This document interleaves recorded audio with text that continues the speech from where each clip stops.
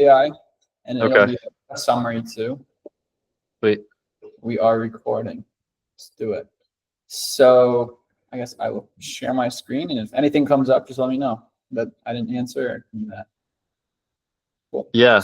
Yeah. I'm really just curious, like, because your amount of leads you're getting is just so different from mine. So I'm just trying to figure out what I'm messing up. So. Okay. Yeah, I'm happy to have a couple tabs open here. So I kind of just built this like Notion thing here. So please open up into more detail as we're like going through. Okay. Don't just let me run it down. So I know your first question was response rate. I should actually probably change it. So it's, right now we're seeing like 8 to 11% response rate. And it varies every single day, right? And so what we do in Slack, we have an end of day report, and our texter drops the response rate, text sent, and then hot leads pushed every single day. So yesterday we had 8.4% response rate. The day before we had 8.5. Like it varies. Some days it's I'm gonna pull up my metrics and see. Yeah, I was like, what's your deliverability? I don't know if you have that. But what I noticed with like launch control, because I had launch control and Roar for a while, and what I was noticing was like, because launch control will have like the it'll give you your deliverability numbers, and it'll calculate response rate off of like the numbers that actually were sent. So if your deliverability is like 90 or 92 or whatever, it like kind of skews it a little. So I was like noticing very similar results for both. They were just like tracking differently. So like now, like for example, my response rate for Monday and Tuesday were 6.937, but if it was in launch code, probably be like 8, I guess. So pretty, I guess, close on there. You said your deliverability is 92? No, I remember when I was like in launch control, it varied, but normally it'd be like around like 95. Sometimes it got low, and then like I had a point where it was like in the 80s, and I was like, geez, this is weird. Yeah, because ours, I can't see last month, but yeah, yesterday was 85.7 for us. So yeah, it's it varied between like 85 and 95. But I mean that's why like that, so that 7 to 8, 7 to 10 for you is probably like looking at mine is probably like a 6 to 9, because like it just goes off of total numbers rather than what was sent, I guess you could say. Or received. So it seems like we're pretty close there. So yeah, so that looks good. And then obviously we only use launch control. We've never tried Smarter Contact or any of those. And then as far as response rates, yeah, like I said, so if we see in launch control, like you can look at the your templates and you can look at the stats essentially, and you can see what the response rate is. Anything below 6%, I'll tell my texter, like we don't necessarily remove it, but we just stop using that one and go with the other ones. I don't know if you ever like looked at that before. Yeah, I was really deep and heavy in this back in February because my response rates got down to 2%. Really? So I that's why I started split testing Roar and launch control. And I got them back up to, and I was like on both platforms, I was getting pretty similar numbers to you.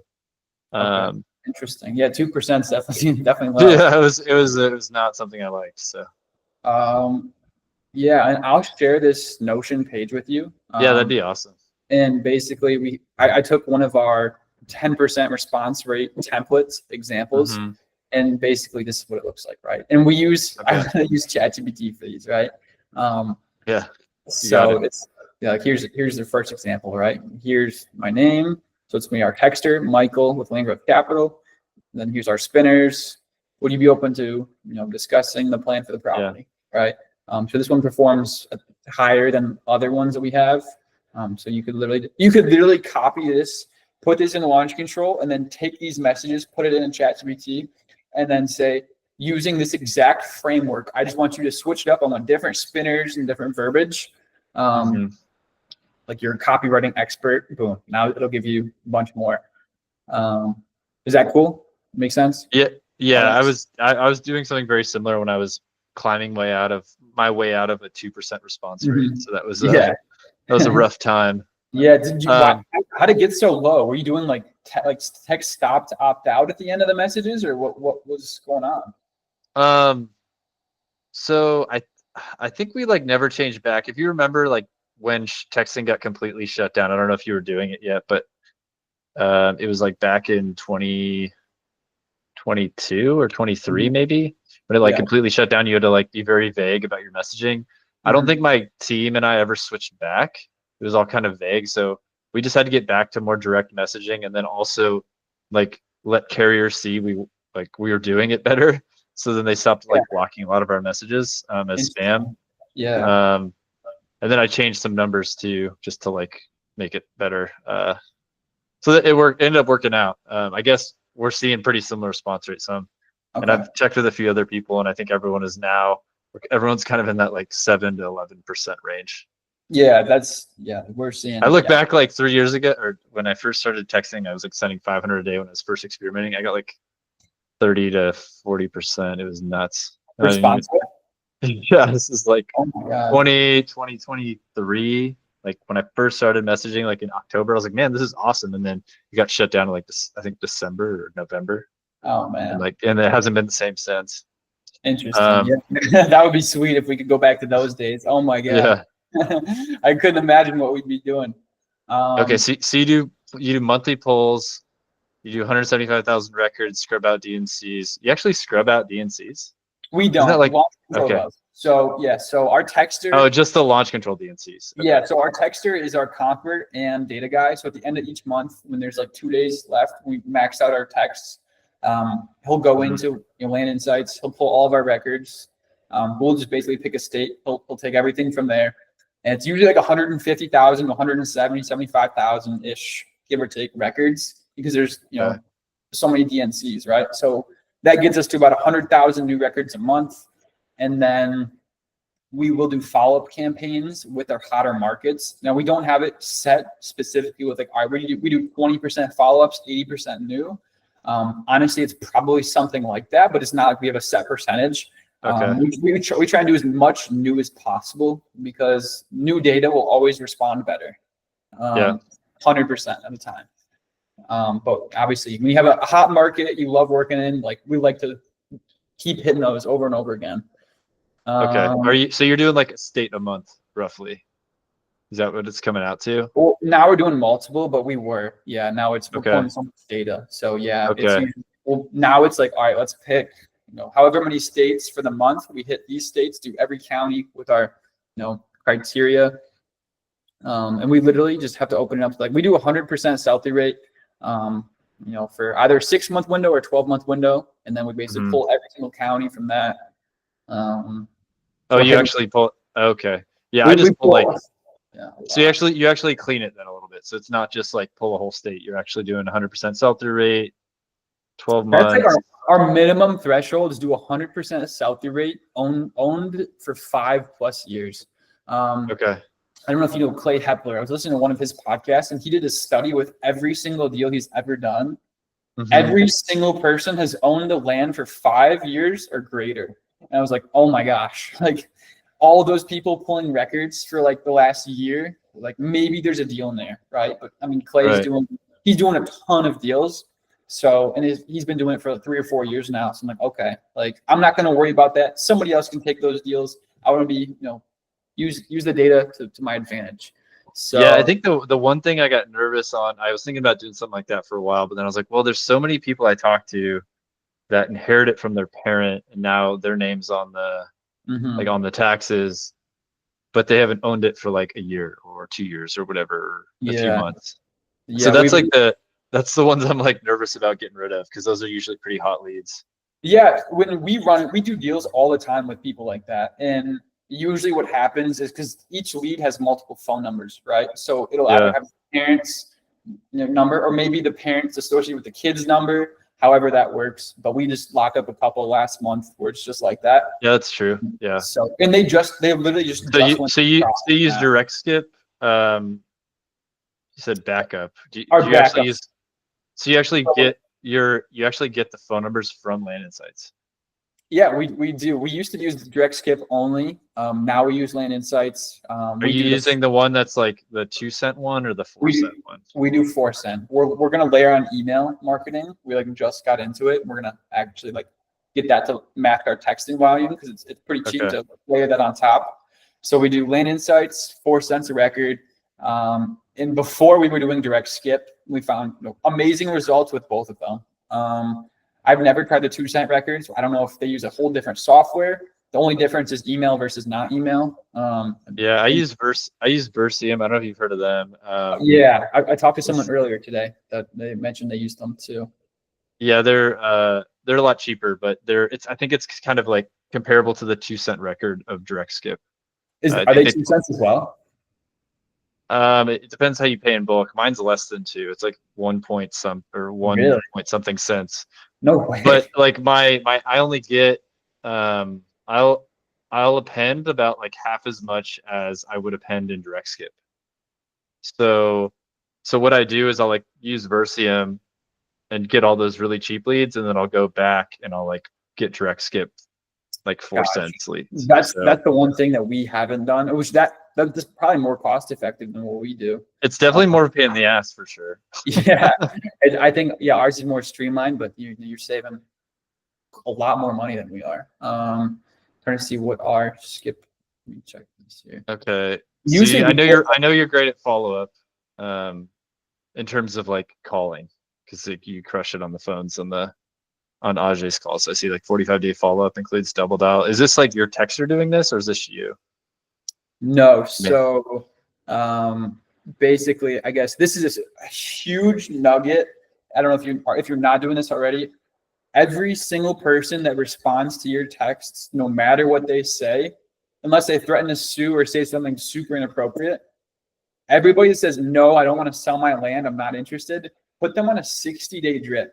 For the next 5 years, have a text go out to them every 60 days.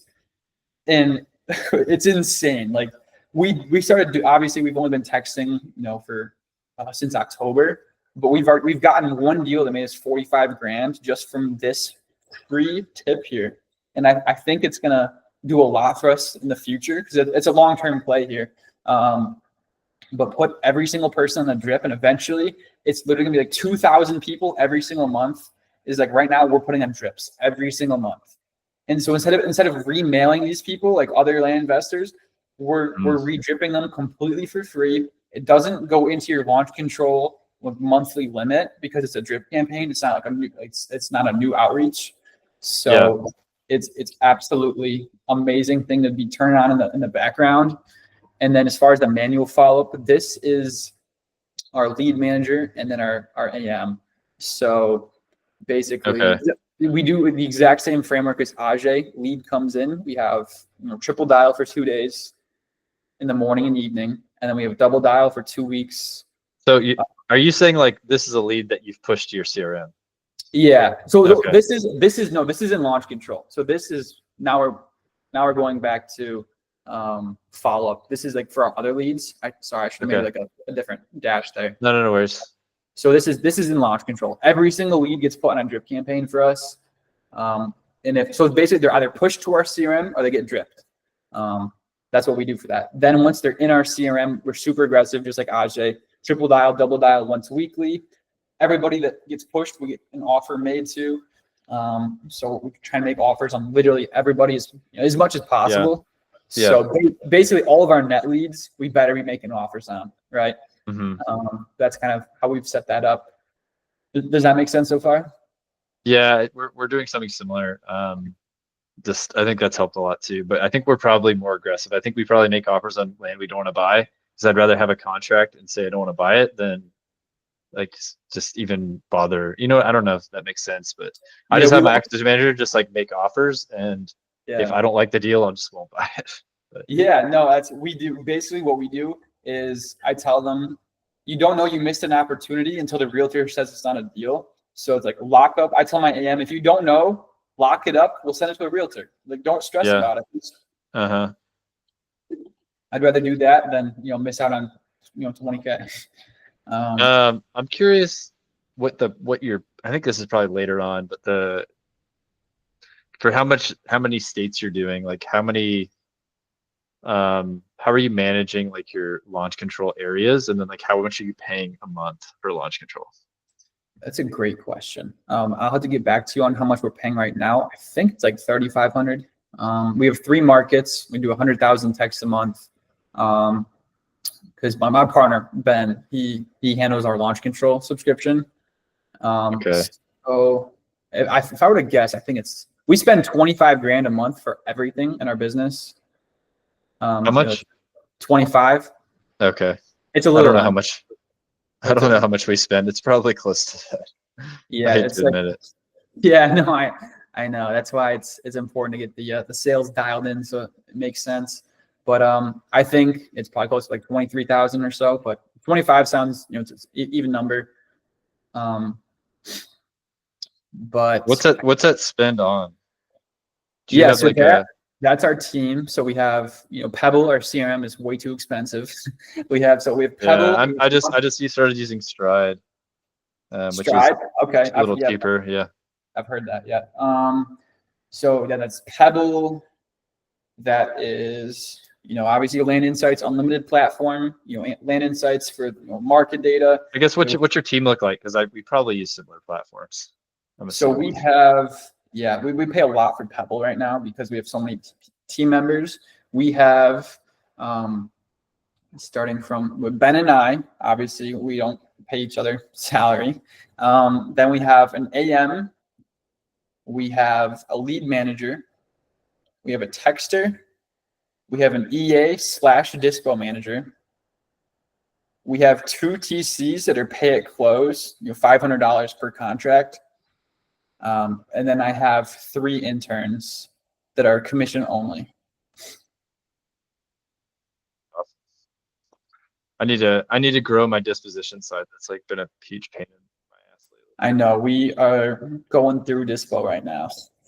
That is right now. It's like, man, I'm trying to figure out how to get my EA, because being an executive assistant is not a full-time role, but being a dispo manager for us isn't a full-time role either. But we combine it all together. Like for me, that's like a perfect, like there's still plenty of time in the day to like do everything. But our new guy, he's still getting onboarded, but we're going through growing pains for sure. Okay, I don't want to get too off topic, but I was just curious. No, you're good. Texter process, push CRM. Okay. So do you try to get an asking price in texting before you push to the CRM? Because like what we do, I'll just tell you what we do, and I'm just curious what you do. And this may be why we have such a disconnect in our like the amount of leads you have compared to me. I'll try to get their interest, their asking price, and then I like require my texter to actually make an appointment with them for my acquisition manager. Okay, that's probably why. So a lot of people like won't reply. They'll say, "Yeah, I'm interested," but then they'll like not reply to the next few messages. And then that just like that lead just kind of like fizzles away. And that's something I'm trying to incorporate with Stride once I actually get my texting platform and Stride set up to do like drip campaigns of those types of leads.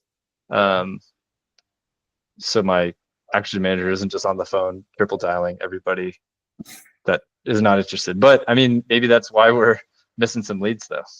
Yeah, there's a lot of people have a different process here in this exact stage. Like I know certain land investors will make a range offer in launch control before they even push their CRM. Yeah, they do. Yeah. I talk to a lot of land investors that do that, and we outperform the majority of them that do that. But you can see my screen in launch control, right? Yeah, I can see you. Okay, so just going through, I'm gonna give you like real examples. Our texter is a rock star, so he. I just want to look at what he's actually doing here. So we have our intro text. They say sure. Then we have like our auto response to that. We just want to confirm it's the right property, and then like, would you be available for a call? Yes. Boom, pushed. Right now, our lead manager's already talked to this lead, all that stuff. And then like here's more examples so you can like see like might be interested. It's like perfect. So we do like one qualifying question. Right. So we just want to make sure that it's the right property, because before we were pushing everything. It's like we used to push this. It's like now we do one qualifying question, push. And so on. So it's kind of Like, yeah, I mean, I guess it's like good and bad, and like you get more leads in the pipe, but it's just a little more, I guess, work to find the gems, I guess.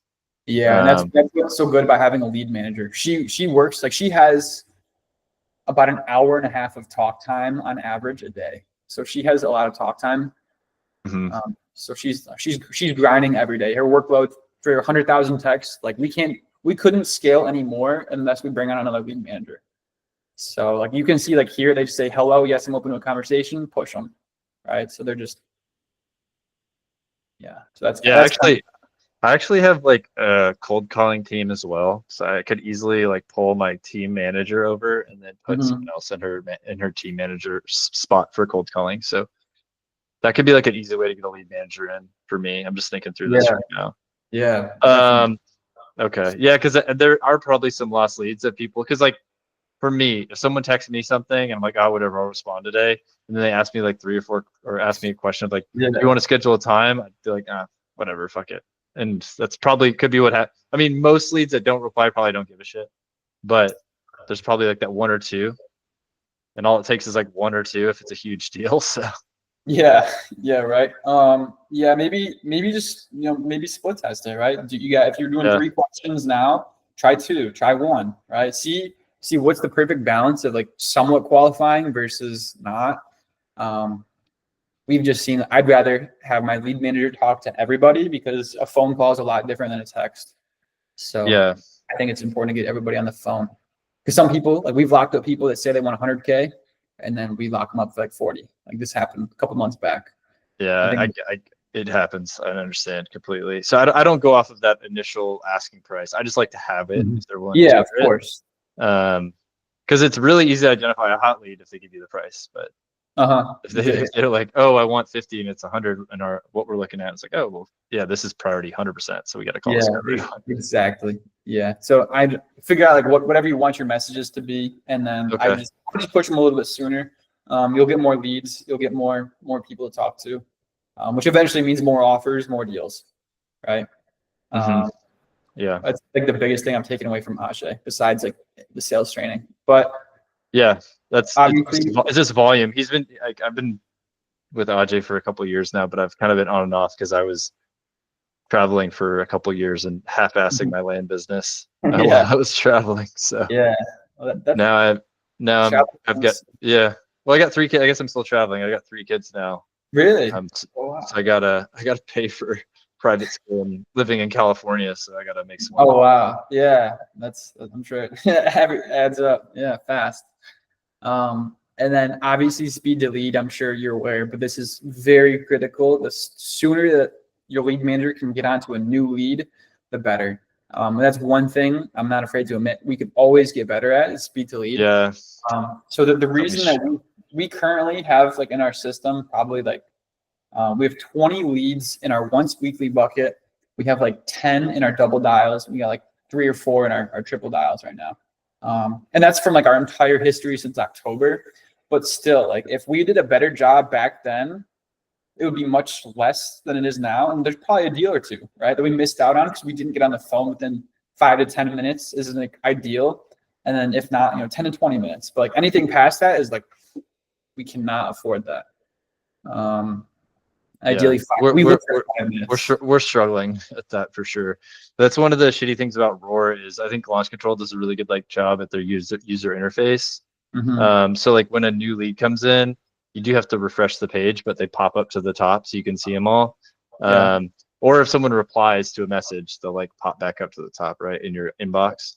Whereas Roar, you don't have that, so you have to kind of like scroll down and messages, which is kind of pain. So definitely acknowledge I need to get better at that. Sure. That's the hardest part is having a team that's like always go. Like a new lead comes, drop what you're doing, go take the new lead. That's the closest opportunities for new deals, unless they're hot follow-ups, like hot leads, is our new deals. So we want to prioritize that as much as possible. And then looks like you were looking for the daily routine for like our texter. So when they wake up, they just spam their texts. We originally in Launch Control, we didn't know. I'm guessing you're sending about like 4,500 a day roughly. 5,000. Yeah. And then it's like 4,800 that get delivered. Right. Okay. Yeah, you're exactly right. Okay. So you are doing fine. Okay. So that's slightly more than 100,000 a month in terms of like sent messages. Right. We get capped at 100,000. So whatever. Okay. Whatever you get to. Yeah, exactly. Okay. But he basically spams the space button. Originally, when we first started texting, we thought like if you just went like this and waited like a half second and then this, it would affect the deliverability. It does not matter at all for launch control. Yeah. He just absolutely spams the space bar, gets all the text sent out, usually before 12 p.m. Or maybe he'll do like half before lunch, half after, depending on how busy the day is. But since he's also comping, we try and get texts out all in the morning and then spend the whole afternoon, responding, comping, all that. Okay. And then, like I already said, everybody says no, gets placed on a drip. And like that, like we don't have a formal SOP. Like we didn't really know what we were building at the time. And so we just trained him with common sense. We should probably make our text manager create an SOP because he's amazing. So honestly, but yeah, it's common sense. If they're somewhat interested, we just push them. All right. We do that one qualifying question and then everything else gets pushed. Okay. Yeah. I think that is probably the disconnect. I think so. And I think I may reassess that because I was like, when I like to scroll through some of my texters' responses just like once or twice a week. I should do it every day, but I don't. Yeah. So who's closing? Who's the AM for you? Maria, you may have heard a couple of her calls. Yeah. Maria, okay. Yeah. She's pretty solid.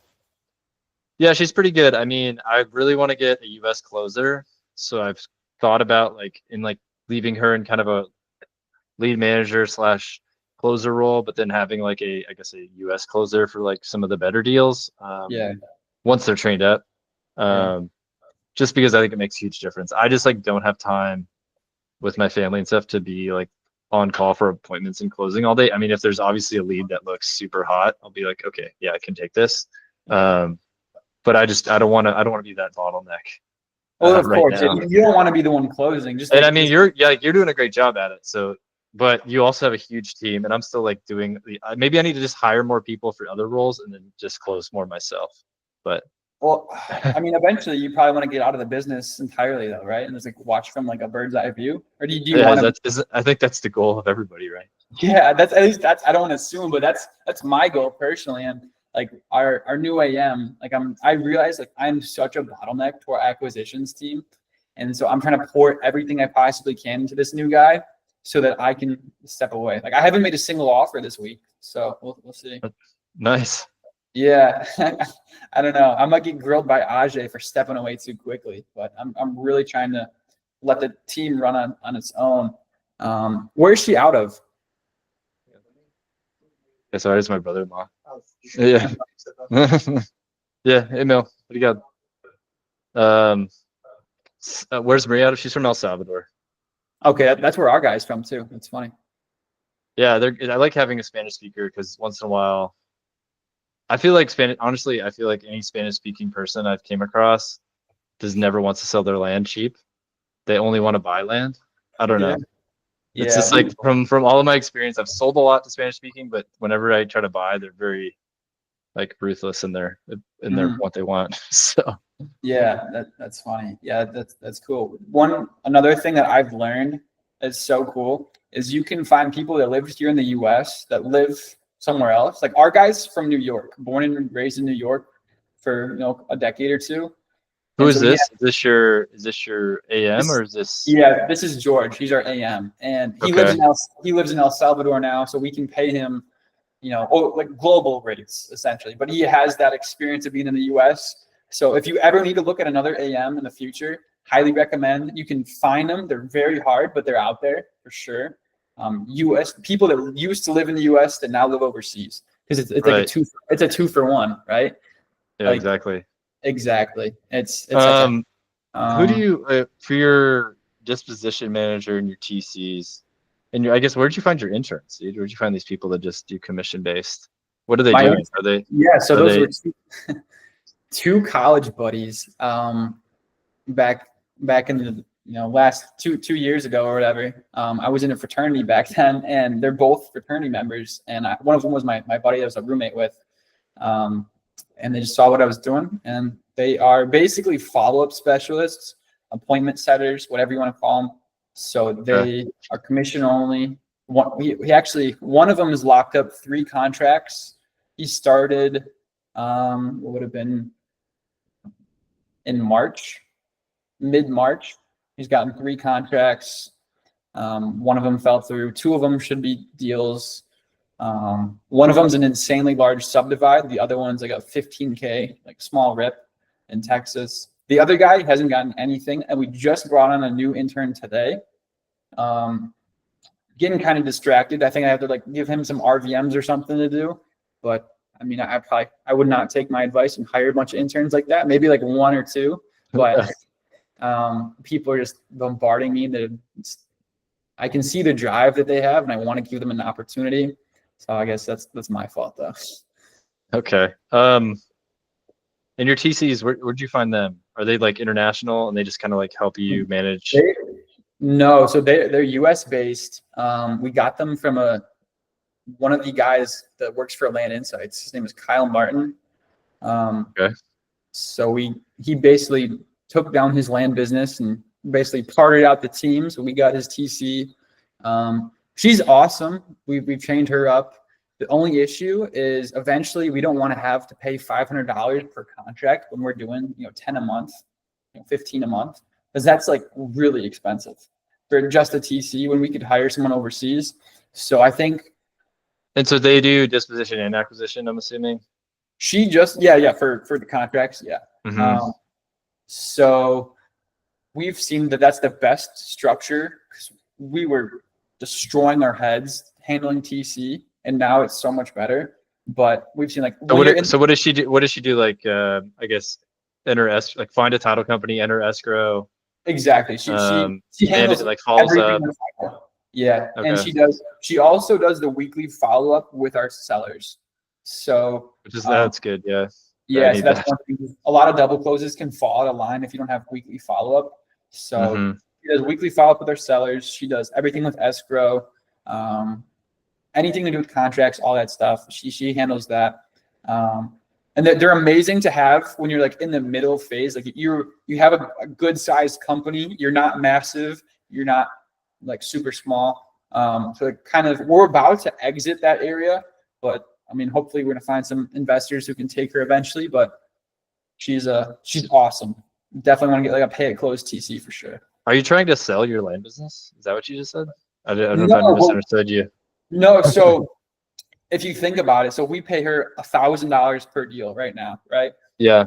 So if we're doing 10 deals a month, this TC who works 20 hours a week is gonna make 10 grand a month. That's like insane, right?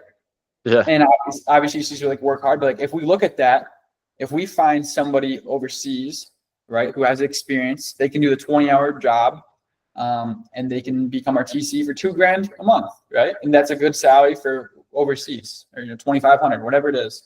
Yeah, depending on what country, that's good.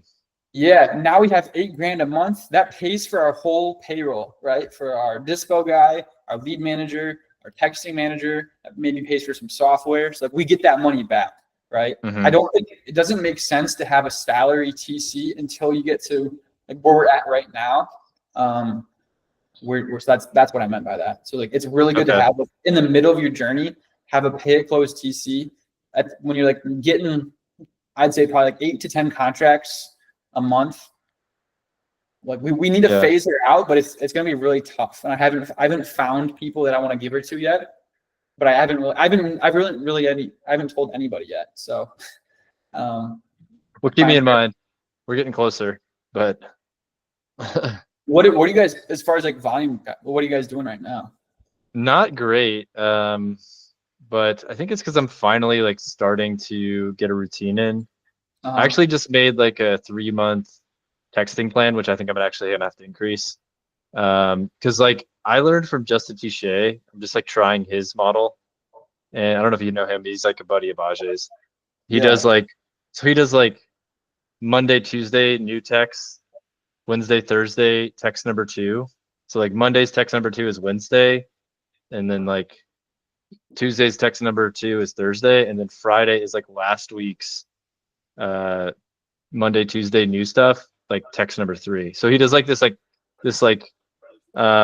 waterfall of follow-up with texting. And it's, I understand his model, his logic, and I understand your logic in terms of like, I want more response rates faster, and I'll just like reply. I'll do follow-ups with the areas that work well. But it's been working okay. So I think I'm going to try it for a few more weeks, and I may just like add another state in the mix or something, which will probably push me to like over 100. I'll probably be pushing me to like 125 to 150 in terms of 125 to 150,000 if I add more text a month.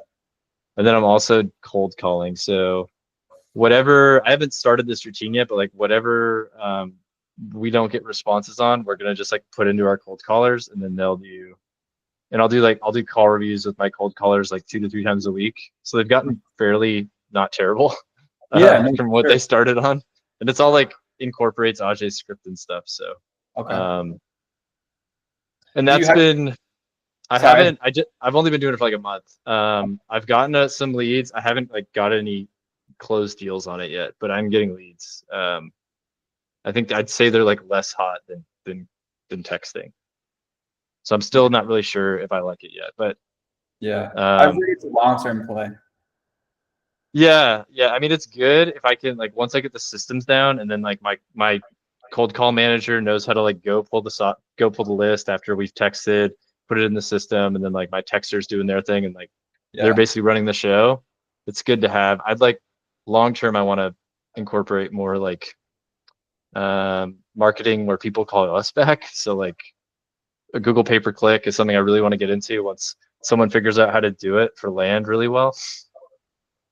Part of me is like skeptical of TCPA in like the next 1 to 2 years for land. So I totally understand that. Yeah, I was talking with the guy yesterday who he uses Trustpilot, and he has that incorporated with his business, and he actually got a deal from someone that found him on Google. He has no ads or anything. They just found his land website from Google. So yeah, it's definitely possible. Yeah, pay-per-click, and then I mean he's probably, and then if you do, I'm forgetting like website optimization, forgetting SEO. the actual SEO. That's another play that I haven't even tried. But the thing is, a lot of those leads are shit. That's the thing. Like you spend a lot of money and you get a lot of crap. I've heard it. Yeah. Do you have your KPIs for currently what you guys are doing for texting and where you want to go? Do you know what are you looking to do the next 6 to 12 months? What do I want to do? My big overarching goal is to get to 5 to 7 deals a month. 5 to 7. Because I know if I get to 5 to 7 deals a month, then like everything else is going to fall into place. So that's really what I've been trying to get to. We've been slowly getting better every month.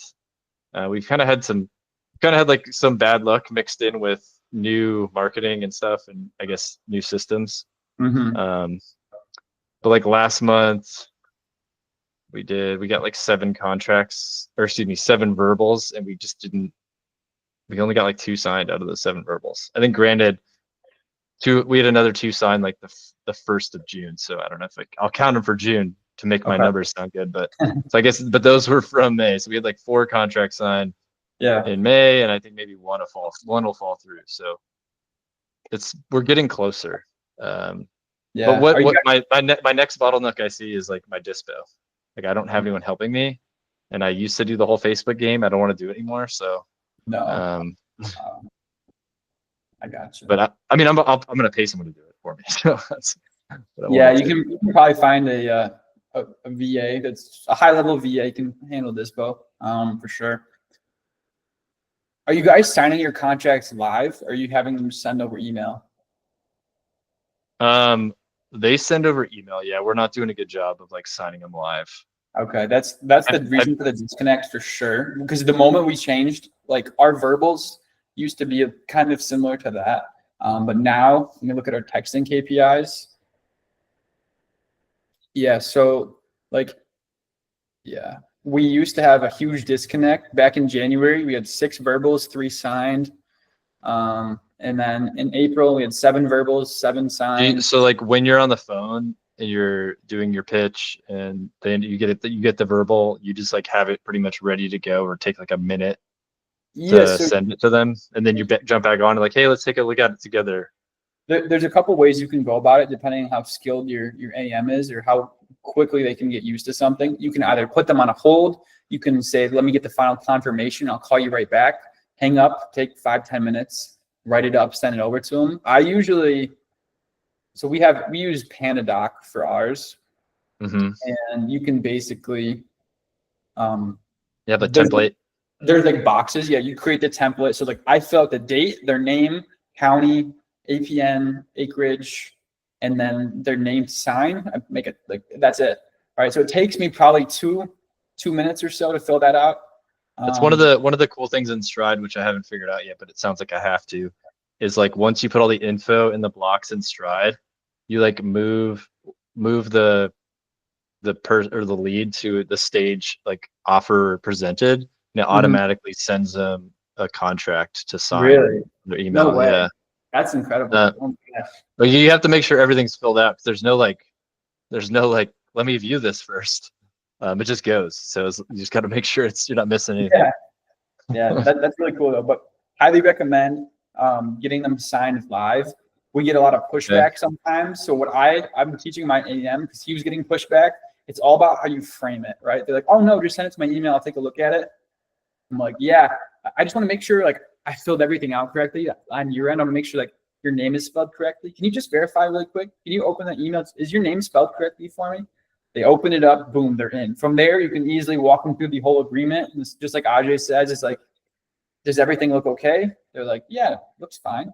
Well, perfect. If you don't have any other questions for me, just tap that button. We'll get this sent over to title, and we'll get this going for you. And boom, they just sign live. And so you've seen an increase in like signing rates just for doing that. Getting them to open it. It's what takes your verbals from signed. So like now, like probably like last month, well, we had 2 verbals that didn't sign, and those were from our new AM. Every other verbal that I've handled was signed. And I believe he's going to probably get one of those signed hopefully today or tomorrow. But the only reason that he didn't get the verbal signed is because he didn't walk him through the agreement, right? That's what we've seen. So if you just walk them through the whole thing, because as soon as they see the cancellation clause, like, I don't know if you've ever had a seller text you, I see this cancellation clause, I don't want you to cancel, I'm out. And they just bail, right? That's happened to me so many times. So I walk them through the assignment clause, especially for a double close. Like people see like the market authorization. If you don't frame it or walk them through that and give them like what you're doing, there's a huge disconnect. And like Ajay says, like a confused mind like doesn't do anything, or whatever that saying is. Yeah, we don't do a good job of walking people through. I mean, I still do double closes, and it's just more of like, I guess I don't tell them. I don't specifically talk to them about it, but if they ask me, I'm very honest about it. I say, oh, I apologize if like one of my team members didn't walk you through this already, and then I'll do it. And usually that has saved the deal. Any issues that we've had, but I think walking them through it from the start is probably the better move for sure. Yeah, no, it's and if you want guidance on that, I'm happy to break that down too. But Ajay does a pretty good job with like the double close pitch and all that. Yeah. I still want your like your greatest hits closing calls that I think I mentioned in one of the videos. Yeah, I'll send it to you. I remember you mentioned it. Yeah, I'll shoot you. I got a handful of those. Because honestly, I think it'd be really useful when I bring on a US closer to like hear another like American. I don't know. I feel like, and like you're better than Maria, so it's good to like have someone to learn from. I appreciate that. Those are like good tips. I don't know if like, I think I found like the disconnect in texting, but I think our conversation went a different way, which is fine, because I think I've got a lot of good stuff. So do you have, is there anything you want to cover? I'm happy to keep breaking it down for you. Yeah, I mean, I guess like what else?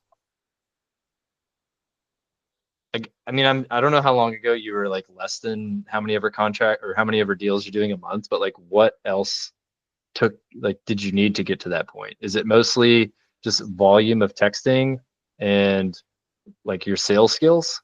Is that kind of like the two major pieces?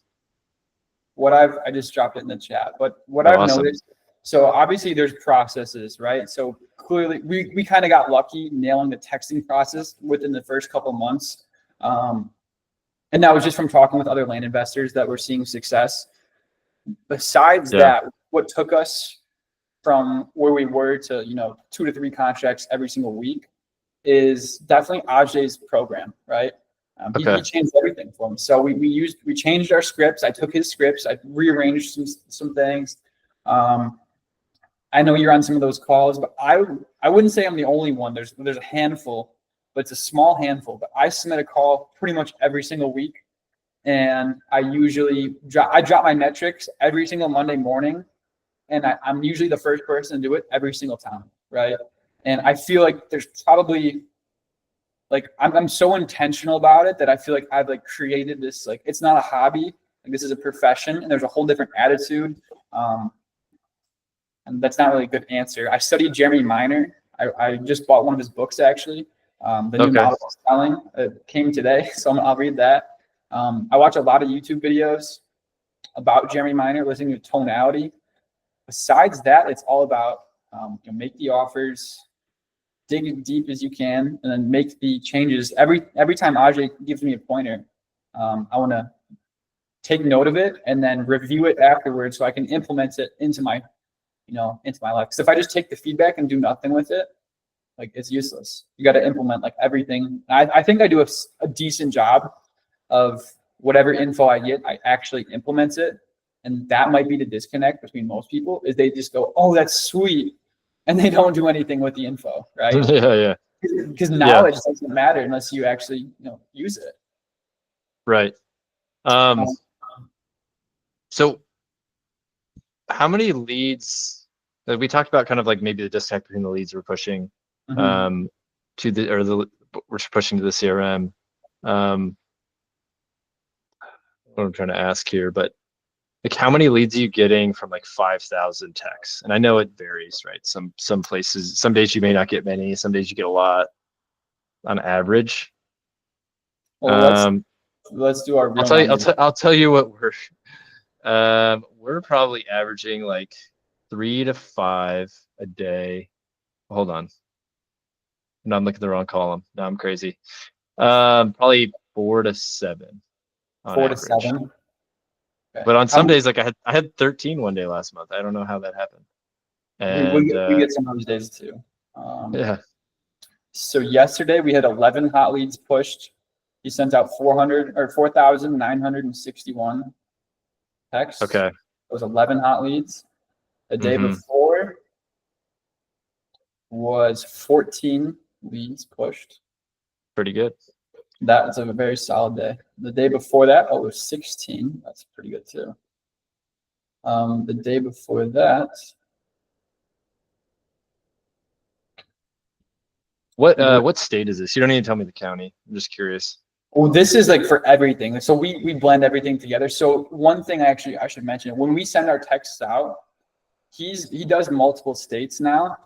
So he's gonna layer it with a bunch of different markets, because we've seen it's very random and we don't know why it is, but certain markets we'll hit Pickens County, South Carolina, right? 2 months ago we hit them, nothing. And then this month it's boom, for some reason everybody's responding to our texts now. We don't know why, but this is a follow-up campaign there. Yeah, but what we've noticed is we want to mix it up. So for today, I don't know what markets he did, but say we hit 5 counties in Michigan, 5 in Ohio, 2 follow-up campaigns, some Pennsylvania, whatever it is, he mixes it up, and we see different response rates for each area. So we always have somewhat consistent. Because sometimes we'll do all of one state, and then maybe a bunch of land investors for some reason chose that state, and then we got nobody to respond. We mix it up a little bit. We're seeing that. Okay. Yeah, what I'm gonna do.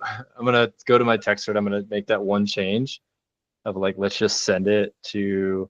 I mean, my active manager's gonna hate it because she has nice little appointments every time she has a call right now.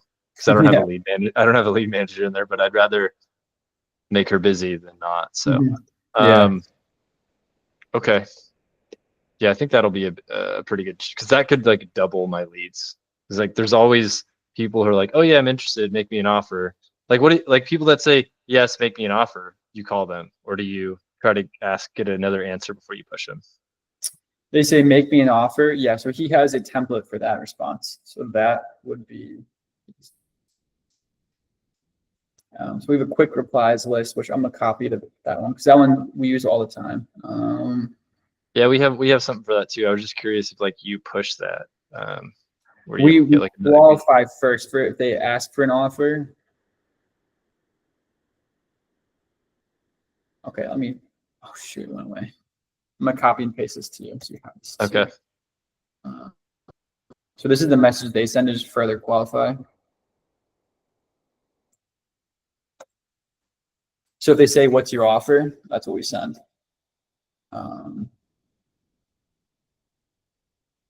And then from there, we'll push if they're like, "Yeah, I'm looking to sell." That's good. Yeah, ours is pretty similar, but I like that the way that reads. And then, what are you guys doing? Do you track your text per contract right now? I mean, I don't. I have everything written out, so I could. I could do the math. I have it all in a spreadsheet. I just haven't done the math on what that is. What is yours? As of today, and it's not accurate because some of these are. Let me share this tab. So here is our KPIs for texting, and unfortunately, I wish this was rock solid accurate. But some of these sellers, they have like 2 or 3 properties, or like there's we get some mail deals too. So like this was accurate for April. We did 7 deals or 7 contracts, but for May like we did 16, right? And we've done 2 for June. Like for some reason, like it's not fully accurate, but I guess it's good enough. So you did 7 in April. Is that deals or is that just contract signed? Like, did you end up closing on all those? That's contract signed. I believe we're gonna cancel one of those. Okay, that's pretty good cancellation rate.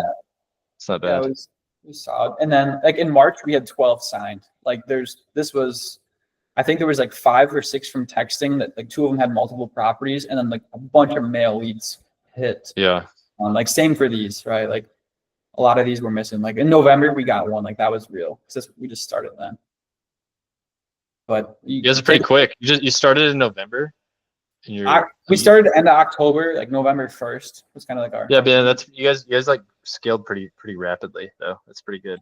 We got hit with some nice deals to start. We had like a 6-figure double close, and that thing kind of ramped us up. And we're like, sweet, this works. So we just kind of went all in.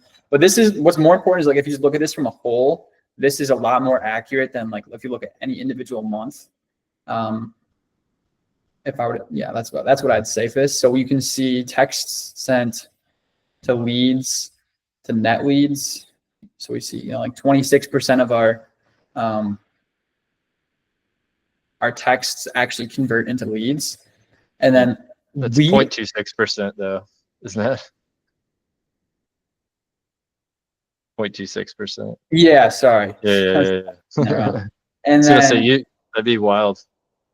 Yeah, that would be crazy. Yeah, so that's what we see for that. Our text per lead used to be lower.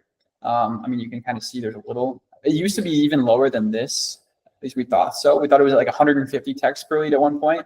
But you can see that it just skyrocketed last month. We got to figure out. That's kind of like. I mean, our numbers are fine. Like our ROAS is amazing. We're super happy with all that. So we don't actually have to focus on all this if we're hitting our actual numbers that really matter to us. But one thing we want to always focus on is how many texts per lead we're getting. So right now, this is not a number that I'm happy with. And then our texts per contract are 13,700. What's your goal for text per lead? Probably close to 200. That's kind of what we've seen. It's like 200 to 250. It's very, very reasonable. Like in January, we were at 265. Like that's where we should be at. But we do know like more people are going to start texting. The market's going to get a little bit harder. So over time, it's going to go up. But I don't know why we went from 265 to 500 in just a couple months. That made no sense. But yeah, I mean, unfortunately, this isn't filled out to a T. But this is an overview because this is all basically automated, so it's not perfect, but we did what we could. So that's what I have for that. Yeah, I think I just want to. I know we only like 5 minutes are left. I don't know how much time you have, but nail down like what your criteria is for pushing a lead, because that's something I want to implement, and I want to make sure I'm not doing it. I'm doing it the right way, I guess. Yes. So anybody that says they're interested in selling, we push. Okay. So if they say like yes, and I can go back into launch control and share this tab, you can look at. If they say yes, you do a follow-up question, and then if they don't answer, you still push them. Or as soon as they say yes, you push them. Yeah. If it's so like which lots. So he has quick reply for which lots. What's your price? Can we just give you a quick call? We'd like to discuss all that. Sure, pushed. So basically, yes, and then you could jump on a call. Yes, and then boom. That's like kind of okay. Like, they said okay. Like sometimes it looks like his process is a little inconsistent with like qualifying and not. What we're doing is working right now, or I'd probably get a little bit more nitpicky with him. But as long as it's like everything we're doing is working, and I'm happy with our numbers. Text per contract right now, that's pretty solid. So it's not a huge deal, but yeah, like he says, she says, okay, yeah, he says, okay, we push Joseph. Okay. Yeah, I think I could probably make a couple small adjustments with that lead manager, because there's some people that are like, you can tell they want an offer and they're interested, but when you start hitting them with some messages, they're like, like maybe they're busy at work and they just like don't reply, so we're just not going to call them back. So okay. Well, sweet, man. You guys have grown a ton in like 6-7 months. I don't know how long you've been doing it, but that's awesome. I started a while ago, but I just have been like half-assing it. I never got my $200,000 deal until last year. So I was like doing land since 2019 in like Land Geek community. Maybe you know about Land Geek, like the small little properties. While I was like in the military, and my wife kind of did it, and then we had kids, and we just like stopped for a while. But then we traveled. But this is the first year I'm really trying to take it like professionally, like you mentioned. So yeah, it's a huge. Been trying to meet with people like you more who are crushing it. So yeah, I'm happy to hop on here. Yeah, it's just a mental shift, and I think that's because people ask me like, I've been in this business for 1.5 years, and it's kind of like it's unrealistic. I mean, I partnered with Ben, that gives me a huge head start. Honestly, I'm pretty lucky, but it's also just like being full time. I have nothing else. I'm obsessed with learning everything about this, and then how can we make it better? Like what we're doing is just having like that obsession mentality. I think that's what's really gotten there. Like always. I'm curious what your what am I trying to say? Your gross profit's your target is for this year, like what you think you're gonna get to. We're trying to do 1.5 in net profit. Oh wow, that's awesome. That's our goal for this year. I haven't mapped out what that equals for gross profit. When we're doing our quarterly planning back in January, we're like, let's do 1.2. What are you at right now? It's a good question. I don't even know if I have the master sheet. Ben, we always do our L10 calls, and Ben's the one that he has this little sheet that he has everything on. So for Q1, because we did quarterly one check-ins, we were 50 grand short of our goal. So what is 1.25 million divided by 4? So yeah, 300. Let's do. Yeah, so $312,500 a quarter. We were at like 250. Oh man, I feel so bad for you. 260s. We had a very strong January. January was insane. Our gross profit was like ridiculous. What'd your second quarter come out to? I'm curious. I don't have it added up here. Let's see here. But close to what you needed. We have a couple of things going through right now. We got to add everything up and I guess review that. Nice. But yeah, so we will see. We have a ton on the market right now, like a ton. Nothing's moving, and it's really annoying. But How are you funding now? Do you have? I'm guessing you have investors or external funding doing some of it. So we have a line of credit, and then we use hard money loans. And if we need to, we'll fund out of pocket. Okay. And then absolute worst case scenario, we have a funder. So. Okay. And do you use like a land funder, like the 50-50 split type funder, or do you have like an actual funder who's not going to steal half your profit? Yeah, I'm doing one right now, and we put it on the market, and it went pending in like 2 weeks, and he's still going to get 30%. So it sucks, but you do what you do. We send it to a hard money. If they don't want it, I'll send it to funders. So. Okay. Nice. How are you funding your deals? Mostly I've done myself since I started, because I've like kind of grown slowly. I've been able to like organically just like get a big pot of money in my bank account, because I haven't really spent the money because I was like in the military for a while. But I've done some hard money. I've partnered like just with family on a few deals. But yeah, I want to start using external funding more. What kind of hard money terms are you getting? My hard money lender's probably the worst. Yeah, do you pay any points? Yeah, I can't remember what it is, because like I said, Ben's our capital guy. I like run everything else except for capital. I was on the phone with a hard money lender today actually, and he was like talking all this stuff, and I was like, dude, like I can never remember all this jargon. This is like the one thing that's not my realm. So I don't want to focus on it, but it's 4 months minimum interest. Trying to remember like what it comes out to. All I can tell you is like the difference is insane. Like if you were to do a funder, like a JV funder, to a hard money loan, he will cover everything up front, and then it's usually, I think it's like 1 or 2 points. Like yeah, I think I was getting like 1 or 2 points. Yeah. And then I think it was like 11 or roughly 11 to 12% interest, paid monthly, interest only, up to 12 months. I think I have a bookmark for like a page. And I think there was like they have like a loan management fee or whatever they call it. Yeah, they have doc fee. Yeah. And we're over time, so you got to go. I'm fine, but I'm not in a rush. My whole team just clocked out now, so.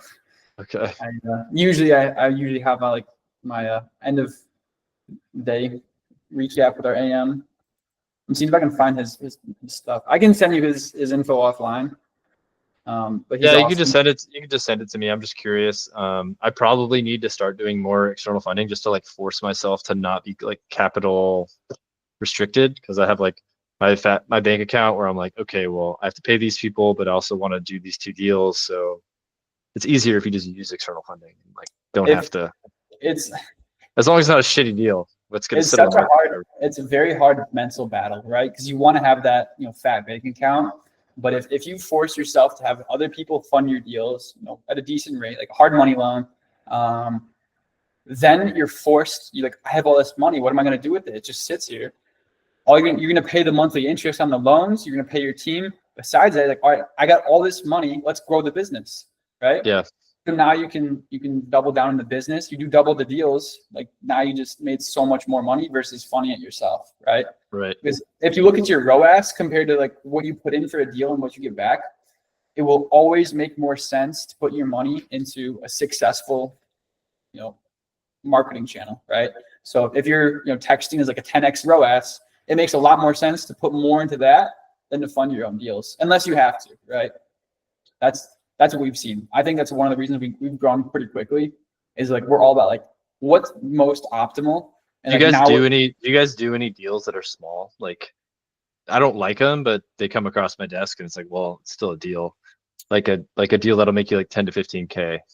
15K is like our minimum. Yeah. Okay. Yeah, because do you fund those? Like, how do you fund those little guys? We'll take the little ones ourselves. Okay. It's not even worth it. Let's just we have a couple right now. They were like buy for 17, buy for 15. We're like, we'll just buy those. Okay. But yeah, that's everything else we're trying to outsource to either our investor line of credit or our hard money loan, because we know if we double our texting right now, obviously we don't have the operation built for that. But once we do, we're going to literally make probably not quite double the money, but close to. Like our ROAS won't go down that much if we do it right. Mm-hmm. Yeah, that's true. Yeah, I think that's something I've never like I'm like starting to get this year, because like the first year I've really like invested heavy in the business. For before it was like me. So I had another question about funding. Can't remember what it was. Fuck. You're good. If you can send me I know you sent me your phone number. I got to save it. Yeah, I'll add you as a contact. If you have any questions ever, obviously, reach out. that's my cell phone. I think you may have my business line too, just because I'm in Brazil, so I can take texts on that line, but not calls right now. Yeah. But oh,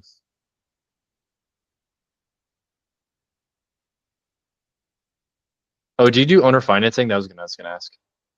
We And just sell the not note. really. We don't really. If we offer it for our dispo, but we don't ever really get done. Okay. So like, because dispo is so slow, like that's our biggest bottleneck right now. Yeah.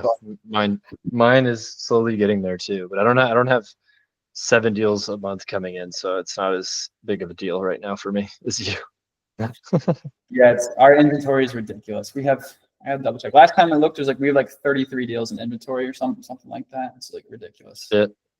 Dude, I know. It's sweet to say that, but it's like we need them to sell. Because like a lot of them we pay monthly interest on, and other ones it's like we need the stuff to sell.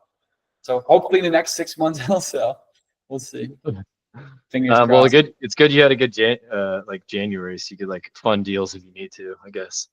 Yeah, it was an amazing scenario. Like push it off to this tax year instead of getting hit immediately. Yeah, it's been a great year. And yeah, do you have any other questions or takeaways or anything I haven't covered yet that you think would help out big time? No, but if I think of anything, I will let you know. And if I want to do another call, I'll let you know. But I'll see you on Mondays. I just wasn't there this Monday because I was at the no internet place. Yeah. But if you could just send me, I'm guessing you have like a credit card. Do you have like a credit card link? I don't know if you have that for your business. I don't. I mean, I don't have an official consulting business, but I'm happy. No, I know, but I don't know if you have it for your land business. I'm assuming no, since you don't do owner financing. You probably don't accept credit cards from people. So. No, I don't have. I mean, this sounds awful. I mean, I have Venmo. I have. I do have Venmo. I do have Venmo. I know there's business write-offs for Venmo now. Yeah, if you do Venmo, we could do that. Or Zelle, whatever's easiest. Yeah, we can do Venmo. I can text you offline. But yeah, sweet dude. Actually, yeah, I don't. One of them may not work while I'm in Brazil, but we'll figure it out. If I need to, I can send you a paper check if I need to. So I'm not worried. I'm not worried at all. Yeah, let me know if you have any questions. If that call recording file doesn't work, just let me know. I'm in there now. Okay. I haven't tried to jump in a call, but I think I have access. So you should be able good. To. I just copied that link, and anyone with a link should have access. So you should be good. There's some amazing calls in there. It's awesome. So hopefully. Hey, can you share like your version of the script too? I'm just curious, kind of like what you shifted around on it from the Vajay script. Yeah, I'll do that as soon as. Actually, let's do it now before I'll forget. I'll get hit with a call and I'll forget. This happens all the time. So yeah, it was just a slight tweak, but I think it flows a lot better. And Maria's gotten a lot better, but it's just different having a foreign VA. So yeah, it's like do the calls. There's definitely a disconnect. Even with George, who lived in New York, like there's slight grammar tweaks, slight disconnect. Do you live in New York right now? Is that where you are? Michigan. He's George RAM's from New York. Okay. But yeah. So you should have that. Wait, yeah, I just got it. And I added it to my favorites, so I got it now. Appreciate the time, man. Appreciate you going over a little. Let me know what your final bill is with your attorney billing system of by half hour, so you can let me know. No, An hour is fine. I don't care. Yeah, if you have any other questions, I'm happy to help you out offline, or if you need anything, just reach out. Okay. Yeah, sweet. Thanks, Nick. Appreciate it. Cody. I'll see you, dude. Have a good one. Yeah, you too. Bye.